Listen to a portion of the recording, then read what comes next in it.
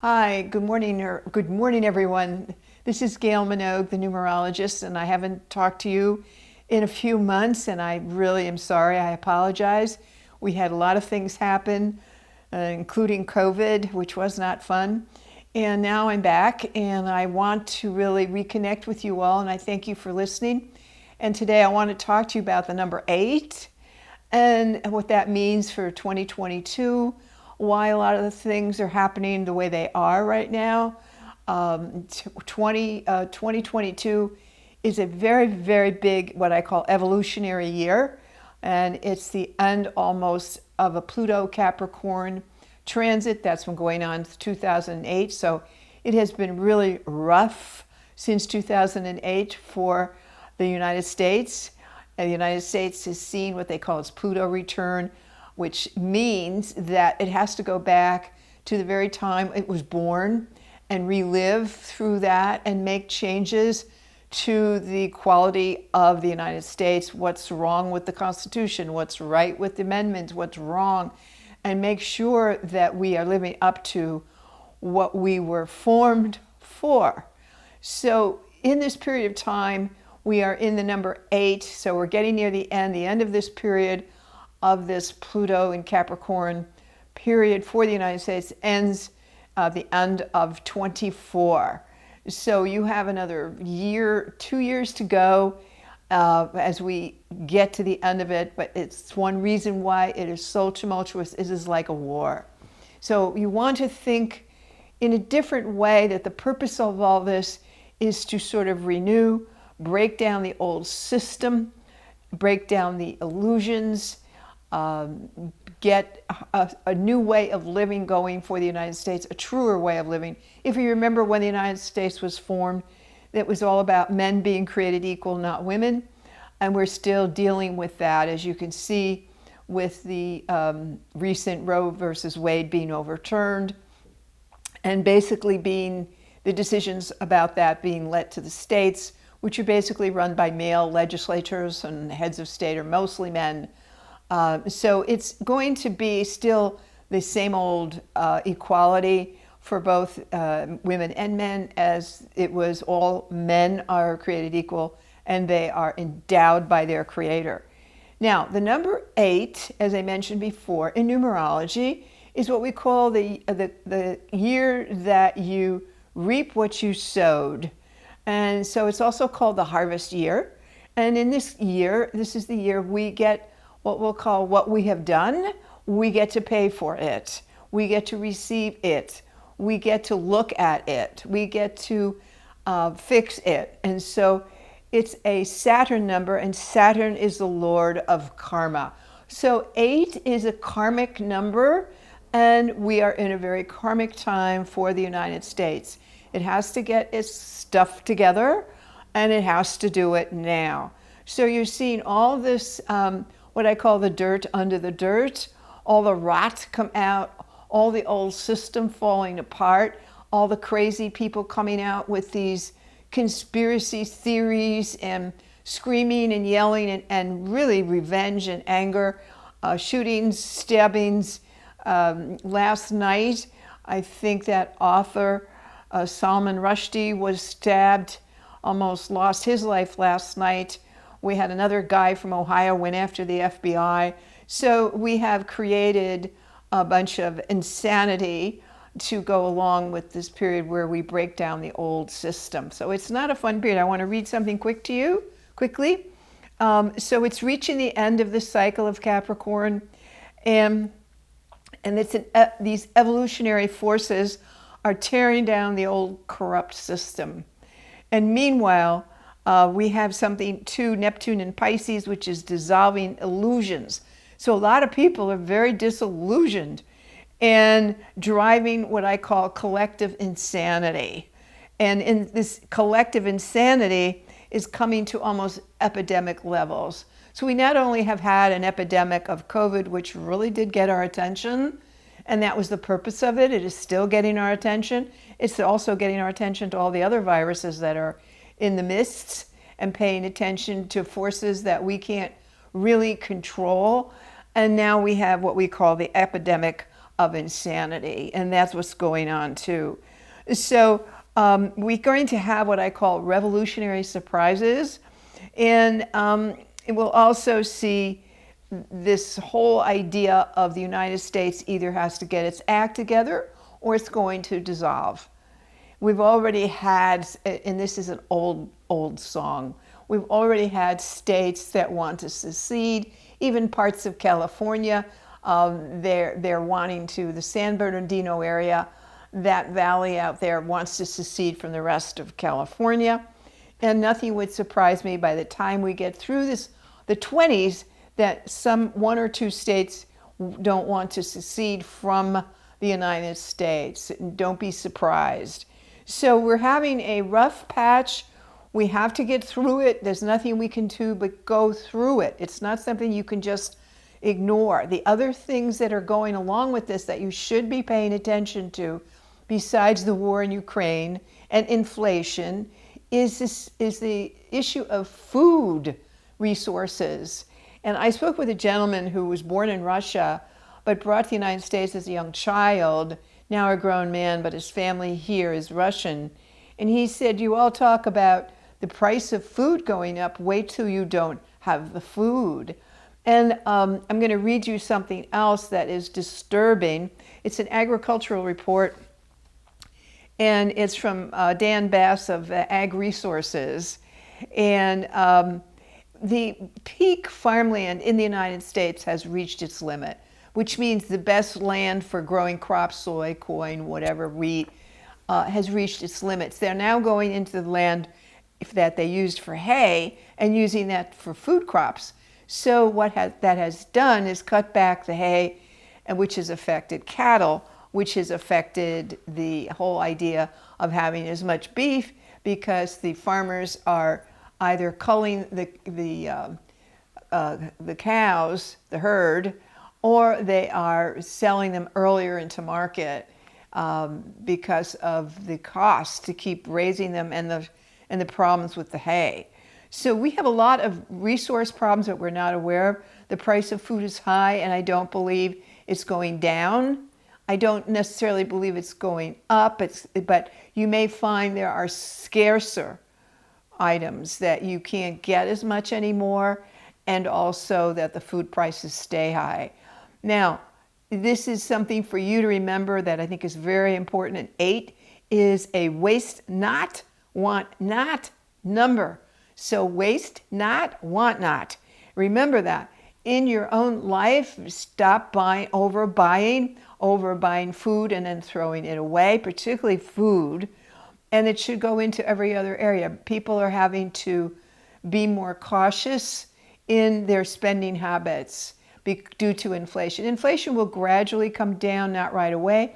Oil prices will stay high due to the energy problems in the world. So they'll come down, but not to where they used to be. And here in California, we're still paying $5.39 a gallon, and today is what, August to 13th. And so it's still high, but it is something where you're going to learn as it just generally taken care of, waste not, want not. So the other thing that's going to affect the supply of the food is the global problem in China. They're hanging on to all their wheat reserves. So it's across the board. It isn't just what happens in the United States anymore, and it's going to particularly show up in food and fuel. So waste not, want not. So it's going to start changing our habits, and we'll stop trying to control the earth, which is part of this evolutionary process. We've been trying to control it through the Industrial Revolution for over 200 years. And so I say 8 is the karmic year. 8 is you reap what you sowed. And we have been sowing for a long, long time some pretty nasty stuff, and nasty corruption in government, both sides, both Democrats and Republicans, and that the country is really controlled by lobbyists. So people don't like to think that way, but they need to pay attention to what's spewing out, and what's controlling the legislator is really lobbyists. And as I said before, there's 4 lobbyists for each legislator. And so food prices are going to stay sticky. This is from the Ag Resources Report for the next 5 to 10 years. So this isn't something that gets cured the next 2. So next 5 to 10 years. And the Russian-Ukraine is going to keep causing a lot of world contraction, massive food shortages in that area as well. And then I'm not even talking about climate change. In the short run, we're going to have to pump more fuel. We're going to have to pump more oil in the short run, even though we don't want that because it's adding to the climate control. But you have, again, this is not something you can sit down and control and just do legislation and fix it overnight. It's going to take years. And in the meantime, we're going to have to pump more oil so that we can maintain our way of life for a while until we go through this transition into a more climate-friendly fuel and how we're going to survive.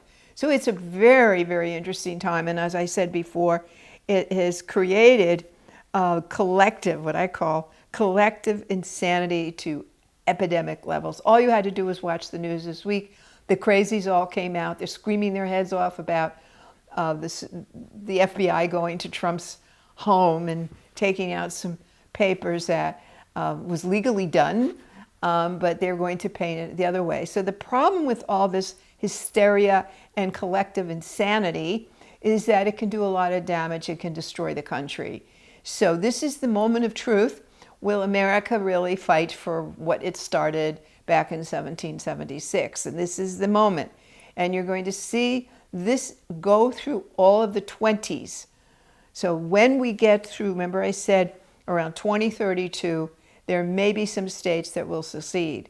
So it is not an easy period, but we need to do what we can to stay stabilized.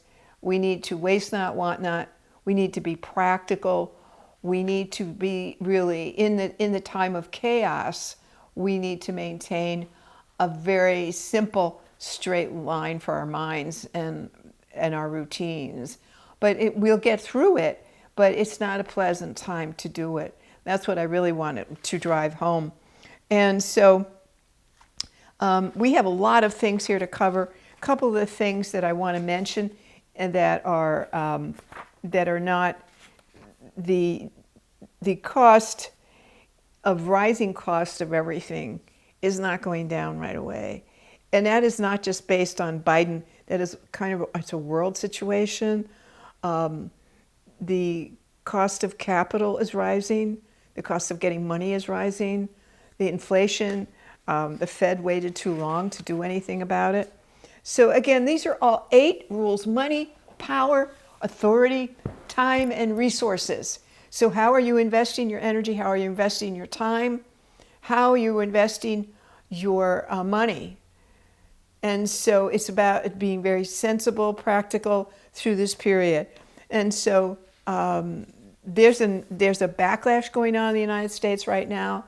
So I'm not so sure the Republicans will take back the House. Again, it depends on what happens with this backlash. But the backlash is going on. And you have one backlash in the state of Kansas where the United States doesn't like extreme.